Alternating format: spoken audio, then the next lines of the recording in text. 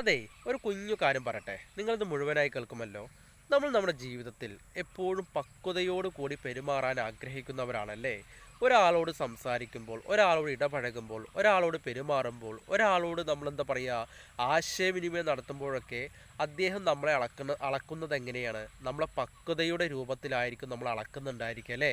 പലപ്പോഴും നമ്മൾ പല ആളുകളോടും സംസാരിക്കുമ്പോൾ നമ്മളും തന്നെ അളക്കുന്നത് എങ്ങനെയായിരിക്കും? അദ്ദേഹത്തിൻ്റെ പക്വതയായിരിക്കും. എന്നാൽ പല ആളുകളും നമ്മളിൽ നിന്ന് സംസാരിച്ച് അകലേക്ക് പോകുന്ന സമയത്ത് നമുക്ക് തോന്നാറുണ്ട്, ഇദ്ദേഹത്തിന് പക്വത ഒന്നുമില്ല, ഇദ്ദേഹത്തിന് പക്വത ഉണ്ട് എന്ന് നമ്മൾ പലപ്പോഴും ചിന്തിക്കാറുണ്ട് അല്ലേ? എന്നാൽ പക്വതയുടെ നിയമങ്ങൾ എന്തൊക്കെയാന്നുള്ളത് നമുക്കൊന്ന് മനസ്സിലാക്കി നോക്കാം അല്ലേ? മിക്ക ആളുകളും ശ്രദ്ധിക്കാത്തതെല്ലാം ആളുകളോട് പറയുന്നത്, ഒന്നാമത്തെ പോയിന്റ് എന്താണ്? മിക്ക ആളുകളും ശ്രദ്ധിക്കാത്തതെല്ലാം ആളുകളോട് പറയുന്നത്. ചില ആളുകൾ ശ്രദ്ധിക്കാത്ത കാര്യങ്ങൾ നമ്മൾ അവരെ ഓർമ്മപ്പെടുത്തി വീണ്ടും വീണ്ടും പറയുന്ന ചില ശീലങ്ങളുണ്ടല്ലോ, അത് ഒഴിവാക്കുക. കാരണം എന്താ അറിയോ, നമ്മൾ പറയുന്ന കാര്യങ്ങൾ അദ്ദേഹത്തിന് ചിലപ്പോൾ അറിയില്ലായിരിക്കാം. പക്ഷെ അദ്ദേഹത്തിന് അറിയാത്ത, അദ്ദേഹം ചിന്തിക്കാത്ത, അദ്ദേഹം ഓർക്കാത്ത, അദ്ദേഹം ഒരിക്കലും ചിന്തിക്കാൻ സാധ്യതയില്ലാത്ത ചില കാര്യങ്ങൾ അദ്ദേഹത്തോട് നമ്മൾ പറഞ്ഞ് വെറുതെ നമ്മൾ എന്താ പറയുക, നമ്മുടെ സമയം നഷ്ടപ്പെടുത്തി, നമ്മുടെ വിലപ്പെട്ട സമയം നഷ്ടപ്പെടുത്തി, വില കുറഞ്ഞ വാക്കുകൾ ഉപയോഗിച്ച് അദ്ദേഹത്തിൻ്റെ ഒരു ക്വാളിറ്റി എന്തായിരിക്കും എന്നറിയോ? അദ്ദേഹത്തിൻ്റെ നെഗറ്റീവ് ക്വാളിറ്റിയാണ്, ക്വാളിറ്റി അല്ല. അദ്ദേഹം നമ്മൾ കേൾക്കുമ്പോൾ നമ്മുടെ ഏതെങ്കിലും വിധേന നെഗറ്റീവുകളൊക്കെ ചോർത്തിയെടുത്ത് നമ്മളെ തരം താഴ്ത്താൻ എന്താ പറയുക പറ്റുമോ എന്ന് ആസൂത്രണം ചെയ്ത് നടക്കുന്ന ഒരു വ്യക്തിയോടായിരിക്കും ചിലപ്പോൾ നമ്മളെന്താ പറയുക ഇക്കാര്യം സംസാരിക്കുന്നത്. അപ്പോൾ അങ്ങനെയുള്ള കാര്യങ്ങൾ നമ്മൾ ശ്രദ്ധിക്കണം കേട്ടോ. പിന്നെ നിങ്ങളുടെ സുഹൃത്തുക്കളെ വിവേകത്തോടെ തിരഞ്ഞെടുക്കുക. നമ്മളെപ്പോഴും നമ്മുടെ സുഹൃത്തുക്കളെ വിവേകത്തോടെ തിരഞ്ഞെടുക്കുക. നല്ല ബെറ്റർ പേഴ്സൺസിനെ അല്ലേ, നല്ല കഴിവുള്ള ആളുകളെ നമ്മൾ തിരഞ്ഞെടുക്കുക. നല്ല കഴിവുള്ള ആളുകളെ നമ്മൾ തിരഞ്ഞെടുത്ത് കഴിഞ്ഞാൽ എന്താണെന്നറിയോ, നമ്മൾ ഓട്ടോമാറ്റിക്കായിട്ട് അവരിൽ ഒരാളായി നമ്മൾ മാറും. കാരണം നമ്മൾ ഓട്ടോമാറ്റിക്കായിട്ട് അവരിൽ ഒരാളായി നമ്മൾ മാറും. അവരെപ്പോലെ നമുക്കും കഴിവ് നമുക്ക് ഉണ്ടാക്കണം എന്നുള്ളൊരു തോന്നൽ നമുക്ക് വരും. എന്നാൽ കഴിവ് കുറഞ്ഞ ആളുകളെ നമ്മൾ സെലക്ട് ചെയ്യുമ്പോഴോ തീർച്ചയായിട്ടും നമ്മൾ കഴിവ് കുറഞ്ഞ ഒരു അവസ്ഥയിലായിരിക്കും നമ്മൾ കടന്നു പോകുക. പിന്നെ ഒന്നും പ്രതീക്ഷിക്കരുത്, എല്ലാം അഭിനന്ദിക്കുക.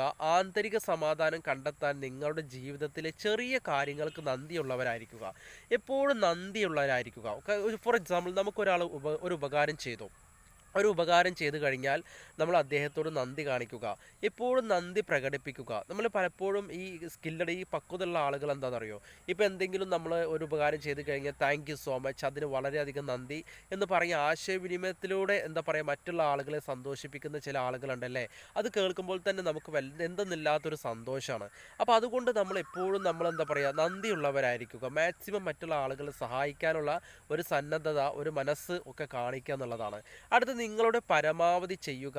അതുപോലെ നമ്മൾ എന്താണെന്നറിയോ, നമുക്ക് എത്രത്തോളം കഠിനാധ്വാനം ചെയ്യാൻ പറ്റുമോ അത്രത്തോളം കഠിനാധ്വാനം ചെയ്തുകൊണ്ടേയിരിക്കുക.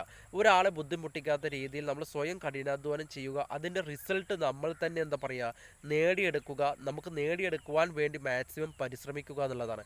ഒന്നും ചെയ്യാതിരുന്ന് കഴിഞ്ഞാൽ നമുക്കൊന്നും ചെയ്യാൻ തോന്നില്ല, എവിടെയും നമ്മൾ എത്തുകയുമില്ല കേട്ടോ. അടുത്തെന്താണ്? സ്വയം നിയന്ത്രിക്കുക, മറ്റുള്ളവരെ അല്ല. മറ്റുള്ളവരെ നിയന്ത്രിക്കുന്നത് ശക്തിയാണ്, സ്വയം നിയന്ത്രിക്കുന്നത് യഥാർത്ഥ ശക്തിയാണ്. മറ്റുള്ളവരെ നമ്മൾ നിയന്ത്രിക്കുകയാണെങ്കിൽ അത് ശക്തിയാണ്, എന്നാൽ സ്വയം നിയന്ത്രിച്ചാലോ അതാണ് യഥാർത്ഥ ശക്തി. മനസ്സിലായോ? അപ്പോൾ യഥാർത്ഥ ശക്തി എന്താണെന്നുള്ളത് നമുക്ക് മനസ്സിലായില്ലേ? സ്വയം നിയന്ത്രിക്കുന്നവരെയാണ് നമുക്ക് യഥാർത്ഥ ശക്തി എന്ന് പറയുന്നത്. അപ്പോൾ നമുക്ക് നമ്മളെ നിയന്ത്രിക്കാൻ പറ്റുമോ, അതാണ് യഥാർത്ഥ ശക്തി. അപ്പോൾ ശക്തിയേക്കാളും കൂടുതൽ നമ്മൾ എന്താണ് യഥാർത്ഥ ശക്തിയാണ് വേണ്ടത്. അടുത്തെന്താണ്? നമ്മൾ ആളുകളോട് സംസാരിക്കുന്ന സമയത്ത് കുറച്ച് പ്രതികരിക്കാൻ പഠിക്കുക. നിങ്ങളുടെ പ്രതികരണം നിയന്ത്രിക്കുമ്പോൾ ആർക്കും നിങ്ങളെ കൈകാര്യം ചെയ്യാൻ കഴിയില്ല. അപ്പോൾ എപ്പോഴും നമ്മൾ പ്രതികരിക്കുമ്പോൾ വ്യക്തമായി ചിന്തയോട് കൂടി മാക്സിമം ചിന്തിച്ച് ആളുകൾക്ക് വിഷമിപ്പിക്കാത്ത രീതിയിൽ ചിന്തിച്ച് നമ്മൾ ആലോചിച്ച് മാത്രം പ്രതികരിക്കുക. അങ്ങനെ പ്രതികരിച്ചു കഴിഞ്ഞാൽ നമ്മുടെ ജീവിതത്തിൽ സന്തോഷം നമുക്ക് നേടിയെടുക്കുവാനും പക്വതയോട് കൂടി നമുക്ക് ആശയവിനിമയം നടത്താനും മറ്റുള്ള ആളുകൾക്ക് മുഷിപ്പിക്കാത്ത രീതിയിൽ നമുക്ക് പെരുമാറുവാനും സാധിക്കും എന്നുള്ളതാണ്. ഇക്കാര്യങ്ങൾ ശ്രദ്ധിക്കണം കേട്ടോ.